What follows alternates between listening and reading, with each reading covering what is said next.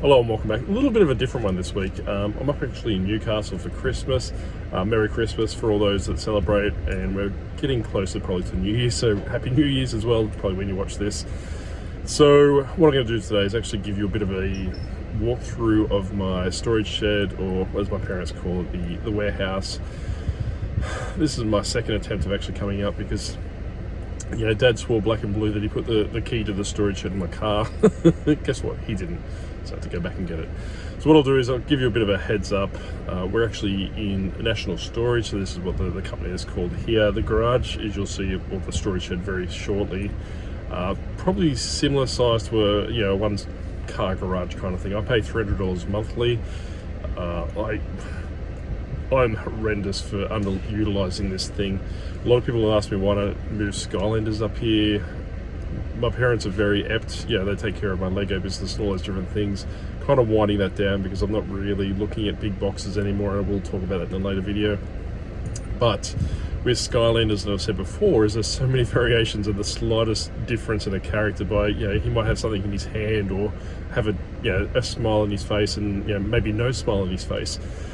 That's a lot harder to communicate across to my parents. When they go into the storage shed, they'll ring me up and ask me questions and clarification, all these different things, and the receptions are fantastic in there, so I wouldn't want to do that to them, all those different things.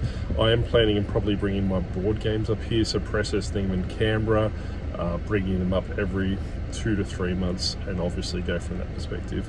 The way that board games work, primarily from my stance, is that people will buy a board game and maybe an expansion. They won't buy multiple board games across different themes, which works out infinitely easier from a selling and transport and logistics point of view, because if I've got the whole theme or the whole expansions for Dungeons and Dragons, for example, here or in Canberra, it makes it infinitely easy because there's the likelihood of them buying something in Canberra and something that's up here is probably non-existent, so I'm not too concerned from that perspective. So I will do a bit of a tour for the video today. It's probably in shambles. My sister and her husband have moved back in with my parents. Don't ask me about that. And Mum thinks that they're using my storage shed, or warehouse as they call it, as a temporary solution for what they're doing. We're about to find out. I haven't been up here for months and months and months. So I literally, when I open the door, you're probably going to see just as much as I am, because I haven't been up here for a long time. So I'm going to cut it here and we'll continue in a second. There's actually a reason why I bring my parents up here. I don't like coming up here. The amount of times I've come up here, I'll double check around, make sure no one's there. Come up here, and as you can see, it's all dark down there. I've come up here, I've heard kids running, people talking, obviously upstairs and all those different things.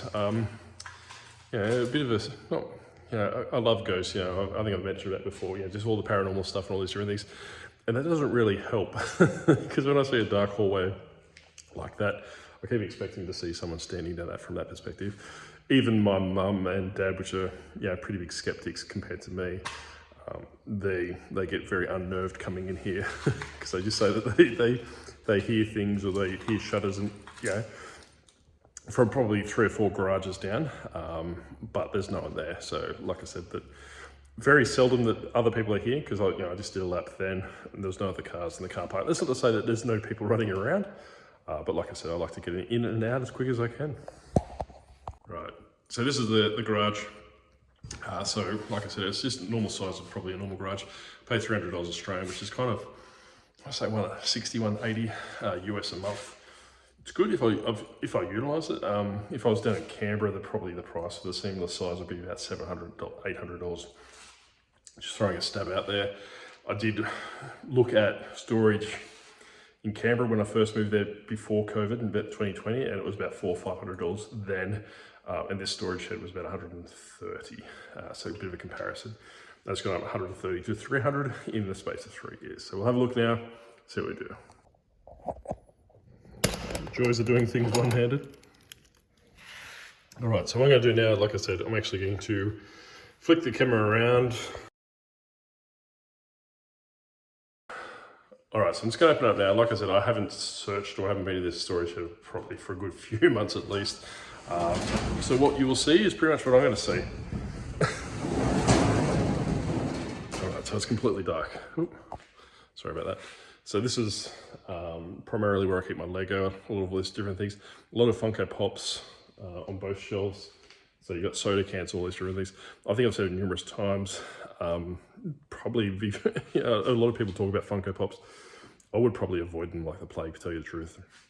So I was quite heavily into Funko sodas. I'd collect them, collect the chasers, all these different things. Paying upwards to $100, $200, $300 for a character, for a specific character that I wanted. Those characters are probably worth $40, $50 now. So I'm in the process of probably, not this time, probably next time I'm up, maybe hopefully in a month or so, just listing them on Facebook Marketplace, $2 a pop, $2 a soda, blow them out. If there's any here I particularly want to keep for sentimental value, or, particularly because I like the character like Jack Skellington or something like that, I will keep them. But there is a lot that are crap. So what we'll do is we'll go and flick it around. I'll flip the camera around and give you a bit of an idea. All right, so you'll have to excuse the dark, but this is pretty much what we do. So these are a lot of Funko Pops. I have said before, I normally get the Funko Pops from America and import them in. These are the ones that I've imported. They were going great guns when I bought them. However, they've since died off in entirety, so I do need to probably restock these actually. So these are actually exclusive to the Pokemon Center in America and probably in Japan as well.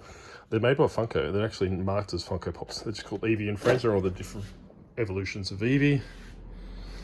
My ghost gun.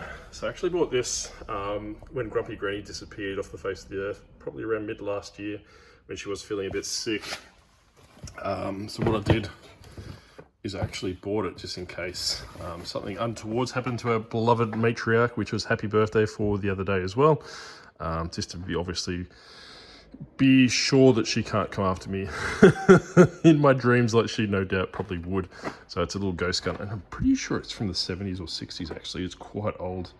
It was actually made in Pawtucket, USA, and I probably insulted a lot of people by my pronunciation of that. It doesn't work, unfortunately. I did pay a hefty amount for it, and that's what it looks like there. It's supposed to glow up. There's some ghost images somewhere on the bottom, I think there is, and they're supposed to click and all those different things.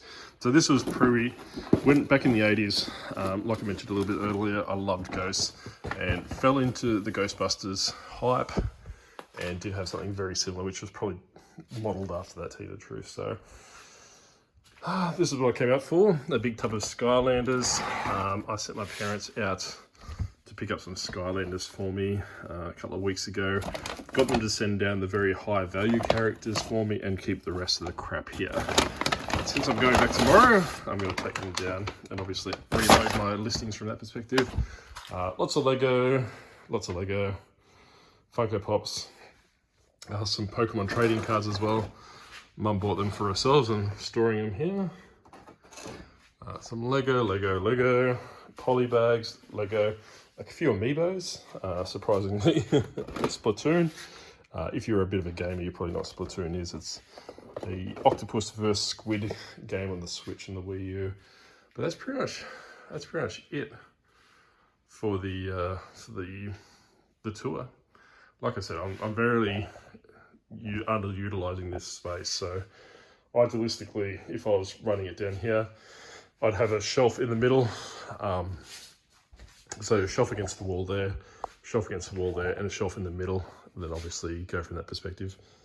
But like I said, because my parents are doing it, I want to try and make it as easy as I can for them. But yeah, let me know if there's any questions you want to know about storages or storage sheds and all those different things, or Lego or Funko Pops.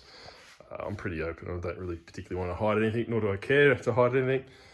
But yeah, like I said, just probably utilize it a bit more than this. So while I'm here, I'm going to talk a little bit of Lego. So Lego was quite profitable for me, and I have mentioned it a little bit ago. What I would do is I primarily buy from the Lego store in Australia. So in America, in the UK, you have Lego stores or flagship stores, probably all over the place. Up to about 2021, 22, we didn't have anything like that in Australia. So we didn't actually have any Lego distribution channels other than very small outlet stores. Polybags, for example, and I don't have any up here at the moment, were basically non-existent. You'd be very hard pressed to try and find them in Australia. Now we've got a whole bunch of Lego shops per se. There's one in Canberra, there's one in Sydney, well, a few in Sydney, Gold Coast, Perth, and all those different places. Probably some in obviously the other capital cities as well, which has really, really, really dampened the Lego market from that perspective, because I could buy a lot of poly bags, sell them on eBay, make $3 or $4 per poly bag. That plus the rising shipping costs now. So what I used to do is to put a $1 stamp on them, $1 stamp on them. So two of those are $2 postage untracked, make $3 or $4. Now postage is up to $3 for stamps at the last take. I don't send a lot, if anything, untracked now. So it's pretty much killed the Lego market for me. I might, like I said, repurpose this for board games and see how we go from that perspective. But I'm not too sure. I am probably going to be moving on the big Lego sets and all those different things, because it's not advantageous for me to ship them, because they're a complete nightmare to ship. If you think Funko collectors are bad for shipping, Lego people are infinitely worse, and probably part of the reason why I'm very big on shipping practices and all those different things. And I push it through that perspective, is because I know what people expect from Lego. And that skill's transferable across the stage, regardless if you're selling or shipping a very, very, very big Lego box set, a Funko Pop, a collectible, Skylanders, whatever it is, or clothing, it doesn't really matter. You just need to know what your customer expects and go from that perspective.